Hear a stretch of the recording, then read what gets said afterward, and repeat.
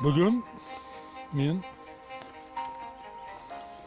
9 yashar qizchaga jarrohlik operatsiyasini o'tkazdim.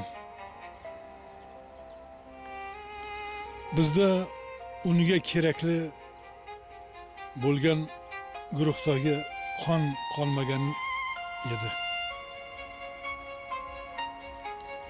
Uning egizak akasining ham qon guruhi bir xilligi uchun undan qon olishimizni aytganimizda u cho'chib tushdi. Biroq bu hayot mamot masalasi ekanligini bolaga tushuntirganimda bola biroz o'ylanib turdi-da, roziligini aytib, ota-onasi bilan xayrlashdi.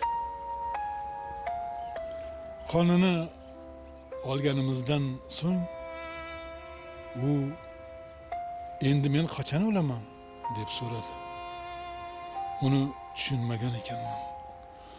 U singlisi uchun jonini fido qilyapman deb o'ylab qon topshirishga rozi bo'lgan ekan.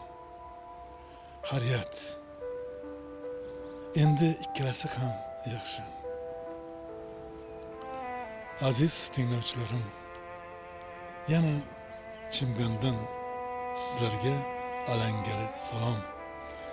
Bugun 5-iyul 2026-yil.